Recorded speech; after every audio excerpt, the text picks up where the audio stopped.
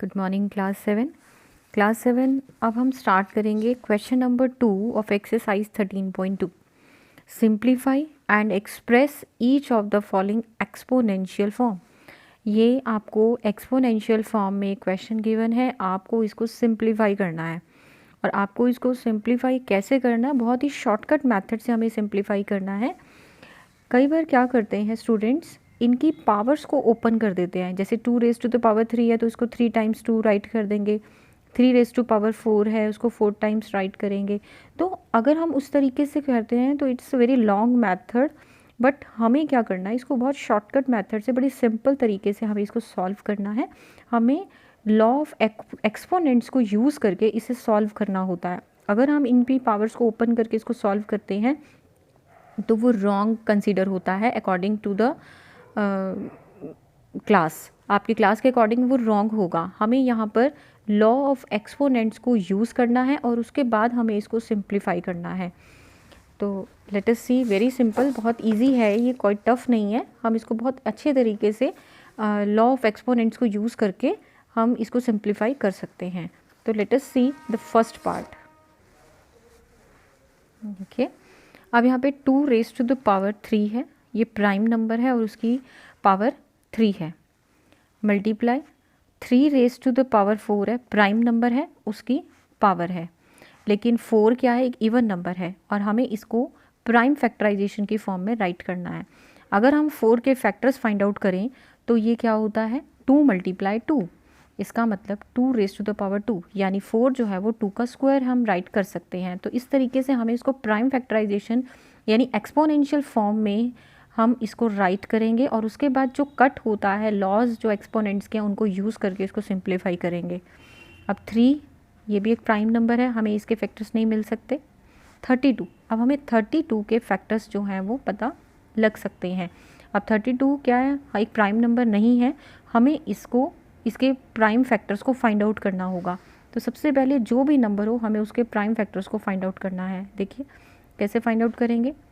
2 1 2, 2 6 12, 2 8 16, 2 4 8, 2 2 4 and 2 1 2।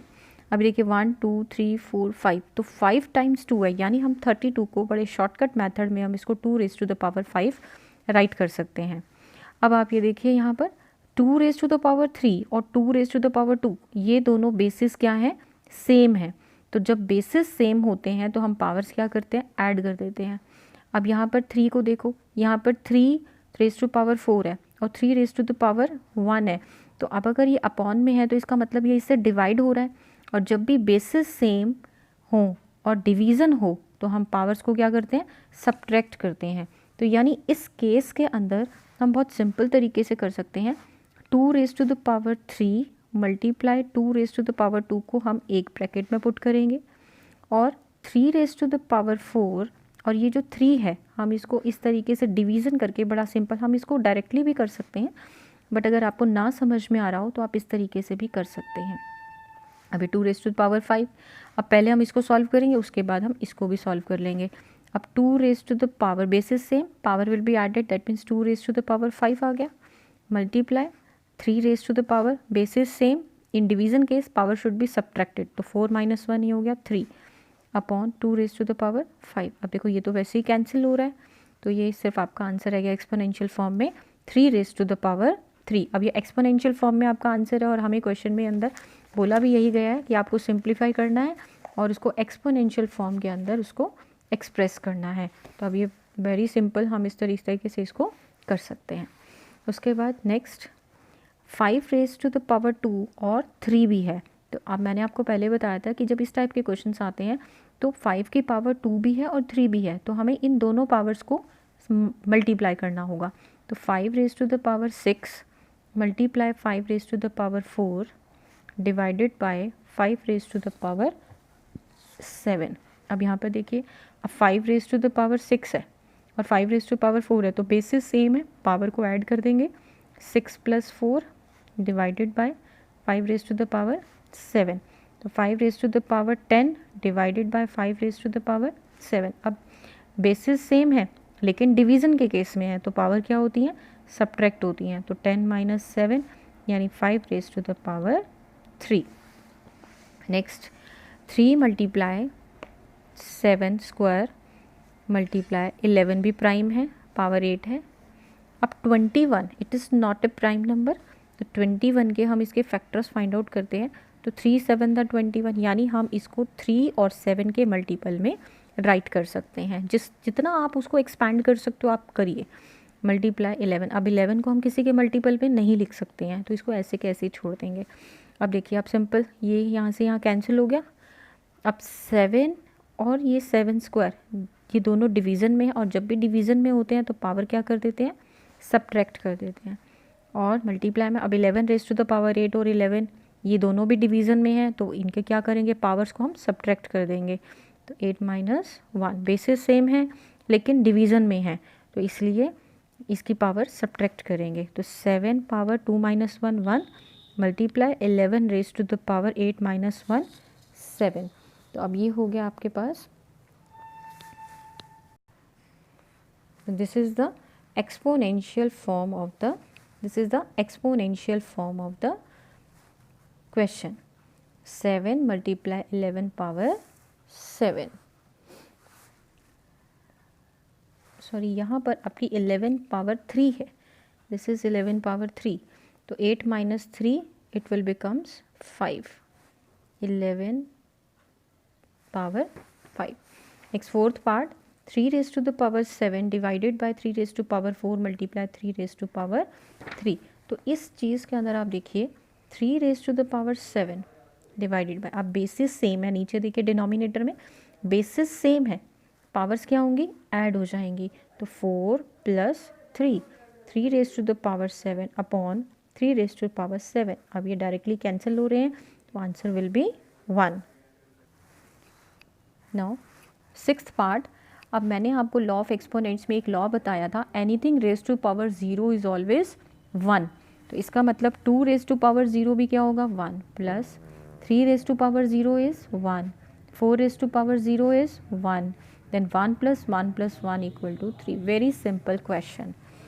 next 2 raised to the power 0, 3 raised to power 0, 4 raised to power 0, फिर से 1 यानी 1, यहाँ पर क्या है, multiply 1 multiply 1 multiply 1, it will becomes 1 multiply 1 multiply 1 is always 1।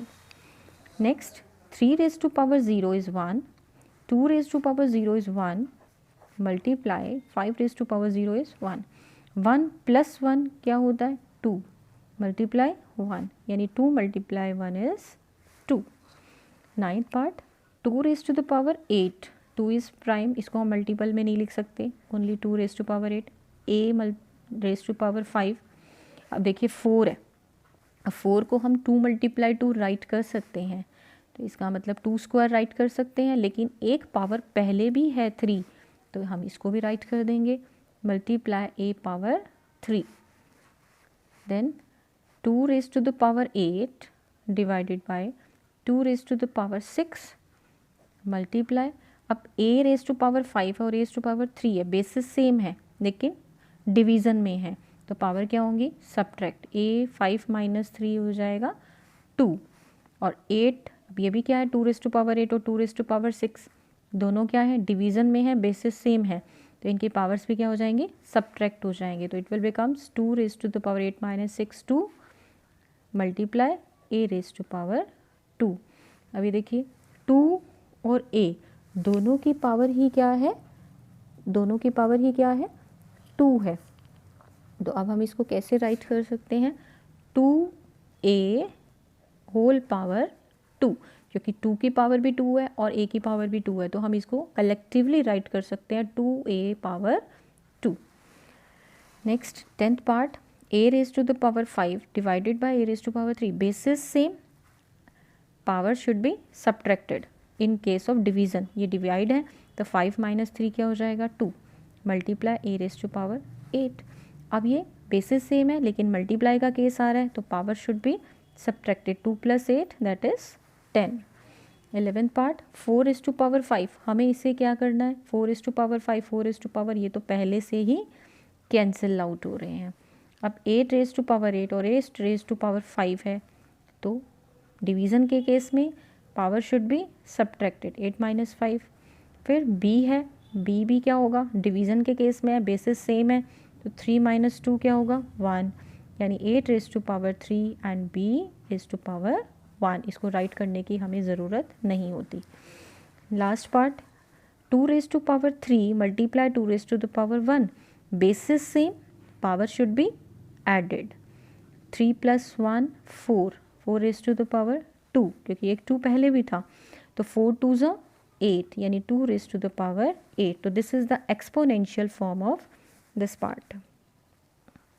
अब नेक्स्ट क्वेश्चन नंबर 3 में हमें ये बताना है, से ट्रू और false and justify your answer. अब आपको इन पार्ट्स में ये बताना है कि दीज आर ट्रू और फॉल्स, ट्रू फॉल्स बताना है, लेकिन कैसे है वो ट्रू और फॉल्स, आपको उसका आंसर भी जस्टिफाई करना होगा कि अगर आपने ट्रू कहा है तो किस बेसिस पर आपने उसको ट्रू कहा है, या फॉल्स कहा है तो किस बेसिस पर आपने उसको फॉल्स कहा है, तो उसके आंसर भी आपको बताने होंगे। तो देखिए next first part, 10 multiply 10 raise to the power 11 equal to 100 raise to the power 11 है। अब हमें ये प्रूव करना है कि ये ट्रू है या फॉल्स है, लेकिन जो भी है वो क्यों है। तो 10, देखिए लेफ्ट साइड